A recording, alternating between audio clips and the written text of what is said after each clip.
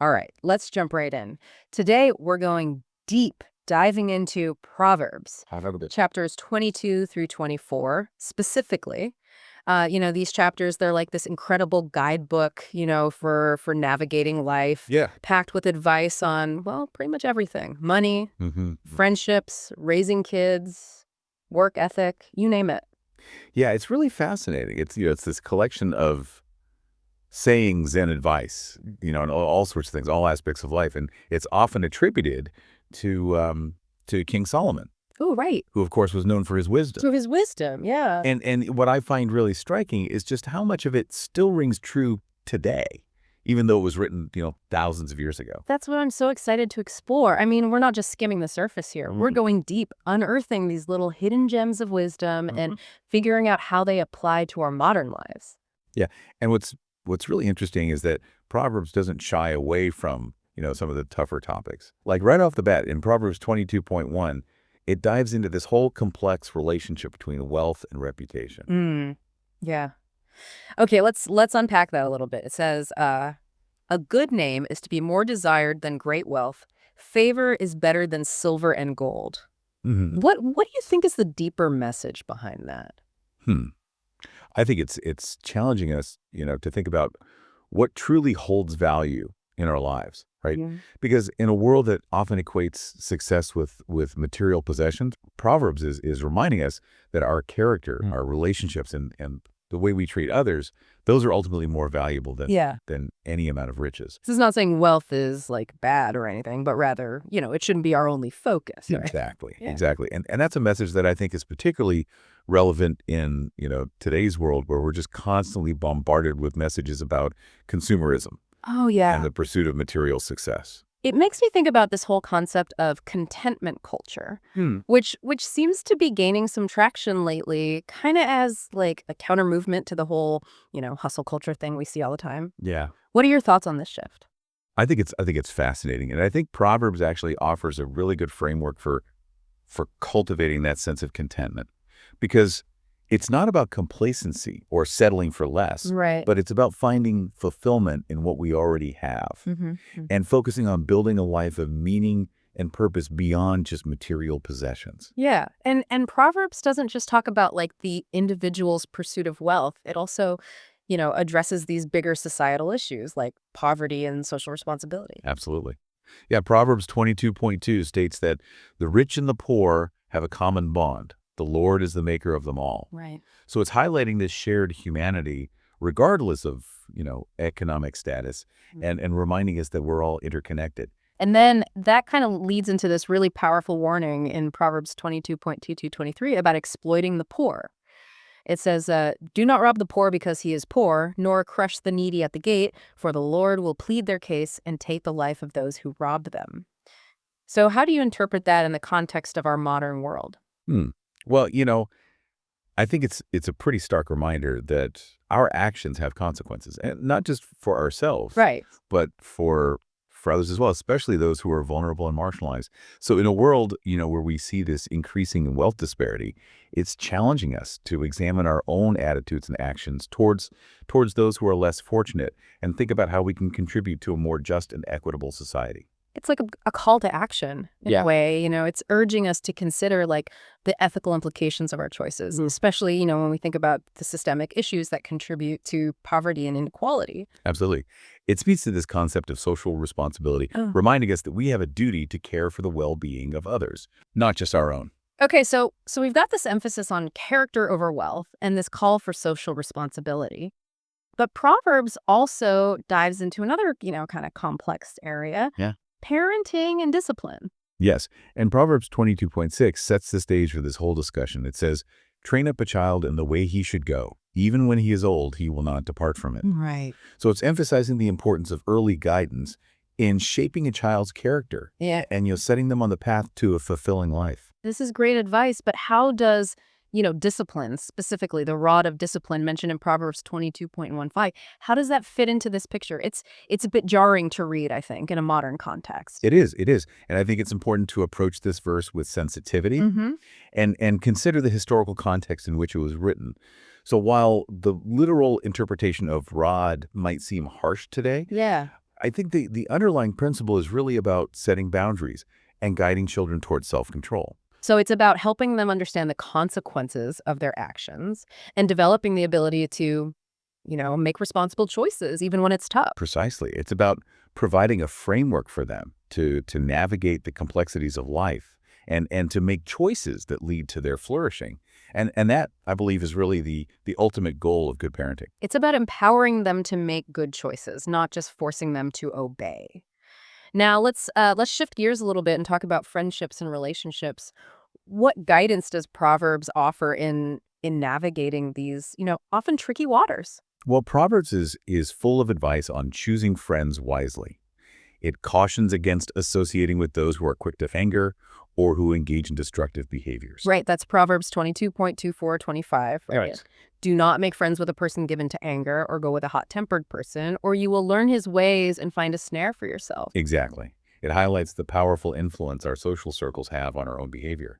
And decision-making. It's like saying negativity can be contagious. Yeah. And surrounding ourselves with people who uplift and inspire us is crucial for our own well-being. This makes me think about, the people we choose to follow on social media or, the news sources we rely on for information. Are we surrounding ourselves with voices that encourage, critical thinking and responsible behavior? Or are we, constantly exposing ourselves to negativity and manipulation? Yeah, yeah. That's a brilliant connection. The principles in Proverbs extend, beyond our immediate social circles to the broader information landscape that we navigate daily. Interesting. So we really need to be discerning about the voices we allow to influence our thoughts and actions, even in the digital realm. It's about being intentional about who and what we allow into our lives, both, online and offline. Yeah. Because those influences ultimately shape our perspectives and choices. Absolutely. And that intentionality, that mindfulness in choosing our influences, that's a key takeaway from Proverbs' wisdom on friendships and relationships. Welcome back to our deep dive into the timeless wisdom of Proverbs, chapters 22 through 24. Yeah, we're picking up right where we left off, Yeah. exploring how this ancient text, speaks to the challenges we face even in the modern world. Yeah, and one challenge that I think resonates across time and cultures is this need for self-control, Oh, absolutely. you know? Yeah, whether it's resisting that extra slice of cake or scrolling endlessly on social media, we all struggle with temptation. We do. Yeah. And Proverbs offers some surprisingly specific and vivid imagery about this struggle.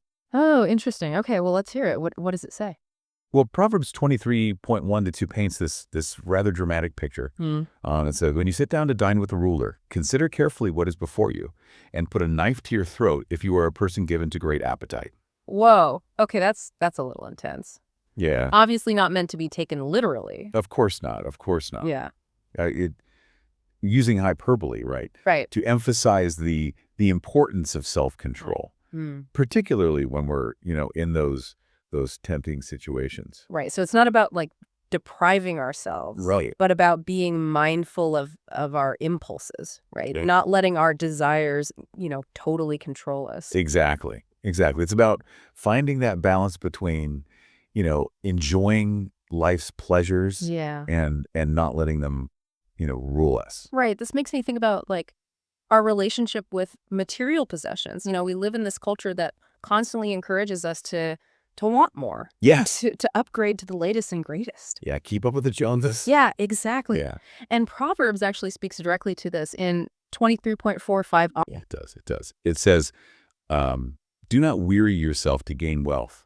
Stop dwelling on it. When you set your eyes on it, it is gone. For wealth certainly makes itself wings like an eagle that flies toward the heavens. Wow, that's such a powerful image. Wealth, it can be fleeting. It can be. It can. And chasing after it, it can become this all-consuming pursuit that leaves us feeling empty in the end. Yeah, and this ties back to our earlier discussion about, contentment culture. Mm-hmm. It's not about, rejecting wealth altogether, Right. but it's about finding true satisfaction in things that are lasting and meaningful. Yeah. Things like relationships, experiences, Yeah. Personal growth, contributing to something bigger than ourselves. Yes. It's about recognizing the abundance that already exists in our lives Mm-hmm. and focusing on cultivating gratitude rather than constantly striving for for more, more, more. And that requires a real shift in mindset, doesn't it? It does. Like a conscious effort to resist that constant bombardment of, consumerist messages. Absolutely. Absolutely. And this brings us to another important theme in Proverbs, discernment. Mm-hmm. The ability to sift through information critically and determine what is true and what is trustworthy. This feels especially relevant in today's world, Oh, it is. where we're just inundated with information from all sides. How do we navigate this overwhelming landscape and make, wise choices about what to believe, who to trust? Well, Proverbs encourages us to be critical thinkers, Right. to question what we hear and not blindly accept everything at face value. It's like that saying, don't believe everything you read on the internet, but in this case, it's more like don't believe everything you hear, even from those who, Exactly. hear wise. Yeah. Proverbs 23.9 cautions us. It says, do not speak in the hearing of a fool, for he will despise the wisdom of your words. So it's about recognizing that not everyone is receptive to truth or good advice. So it's about being discerning about our audience and recognizing that, sometimes sharing wisdom with those who are unwilling to listen can be futile. Yes, yes. And it also speaks to the need for discernment in choosing our sources of information. Are we relying on sources that are credible and unbiased? Or are we exposing ourselves to, misinformation and manipulation? It's about developing those critical thinking skills that allow us to, evaluate information carefully and separate fact from fiction. And this connects back to the value of wisdom, right? It's not just about accumulating knowledge, Right. but it's about developing the discernment to use that knowledge effectively. It's like having a mental filter that helps us separate the signal from the noise. Yeah, a great analogy. Yeah. And Proverbs emphasizes that this discernment is developed through observation and reflection. So it's about paying attention to the world around us, Mm-hmm. learning from our experiences. Exactly, exactly. Proverbs 24.3032 tells this story of someone passing by the field of a lazy person. And it says, I passed by the field of a sluggard, by the vineyard of a man lacking sense, and behold, it was all overgrown with thorns. Its surface was covered with nettles, its stone wall was broken down. Then I saw and considered it. I looked and received instruction. It's fascinating how even observing, something like a neglected field can offer these valuable insights about the consequences of laziness and the importance of diligence. Absolutely. It's a reminder that wisdom can be found in the most unexpected places Right. if we're open to seeing it. So it's not just about, book learning, Right. but about, paying attention to the details of life. Yes. Reflecting on our experiences and extracting wisdom from those observations. And this practice of observation and reflection, this is a powerful tool for personal growth. It allows us to learn from our own mistakes as well as the mistakes of others. It's like turning life into this giant classroom. Yeah. Where every experience offers an opportunity for learning and self-improvement. That's beautifully put. And it's a skill that can benefit us in all areas of our lives, from our personal relationships to our professional endeavors. Right. It's about being a lifelong learner. Yes. Constantly seeking wisdom and understanding to enrich our lives and empower ourselves to navigate the complexities of the world. Exactly. And that brings us to another key theme in Proverbs: integrity and honesty. Right. And that's fundamental to building trust and respect in any relationship. It is. And Proverbs 22.11 highlights this connection. It says, he who loves purity of heart and whose speech is gracious will have the king as his friend. It's suggesting that honesty and kindness attract favor, even from those in high places. It does. And I think the deeper message here is that integrity is a cornerstone of true leadership. Right. It's about aligning our actions with our words, and it being someone that others can rely on. It's about building a reputation based on trustworthiness and ethical behavior, which ultimately leads to, greater influence and respect. Absolutely. Absolutely. And this principle applies, not just to leaders, but to all of us. In our everyday interactions. It's about being honest in our dealings, keeping our promises, treating others with fairness and respect. Because ultimately, our integrity is reflected in everything we do. Precisely.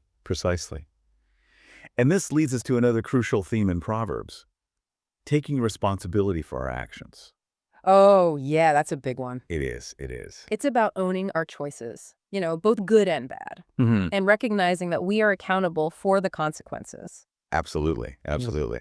Proverbs 24.11 reminds us of this accountability. It says, if you say, "See, we did not know this," does he who weighs the hearts not consider it? Does he who keeps watch over your soul not know it? And will he not repay man according to his work?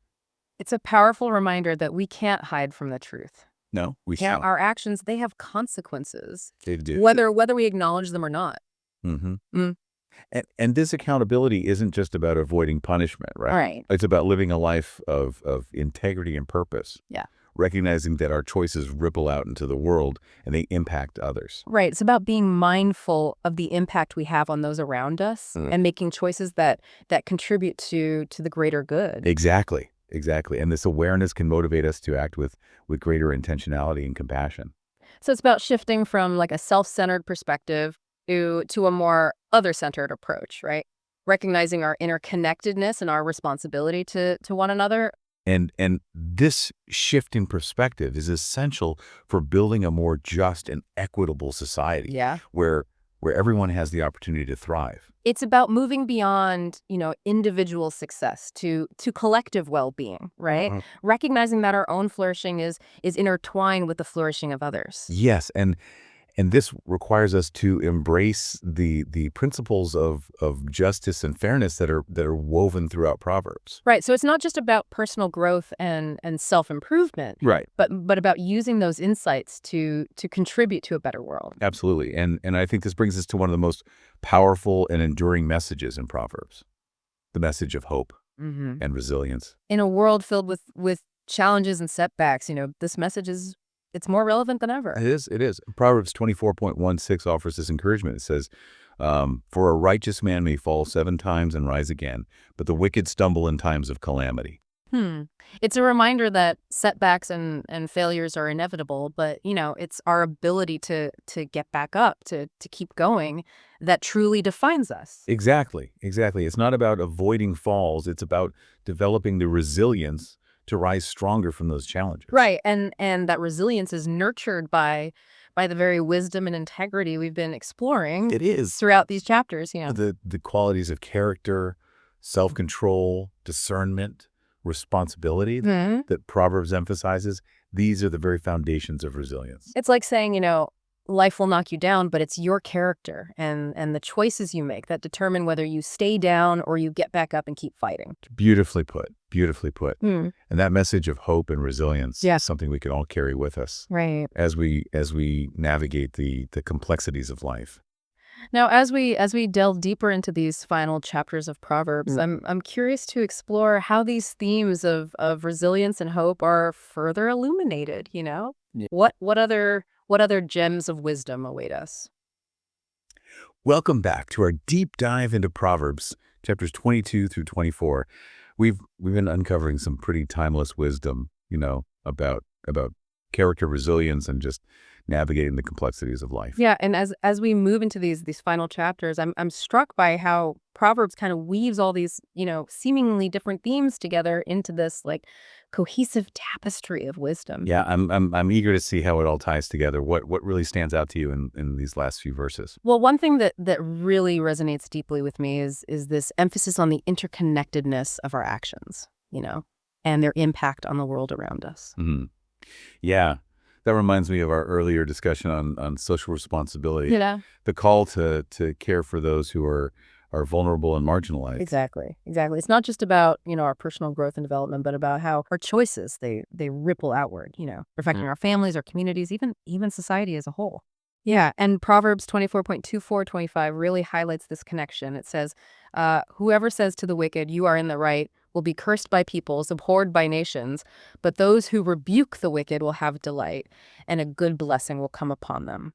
It's a powerful statement, isn't it? Yeah. About the responsibility we have to speak out against injustice, to stand up for what is right, even when it's difficult. Right. It's about recognizing that our silence can almost be complicit in a way, Mhm. and that we have like a moral obligation to use our voices Yes. to promote justice and righteousness. Absolutely, absolutely. And this connects to another important theme in these chapters, the importance of wise counsel, seeking guidance from those who have walked the path before us. Right, because Proverbs really emphasizes that value of surrounding ourselves with, wise and trustworthy It advisors. does, it does.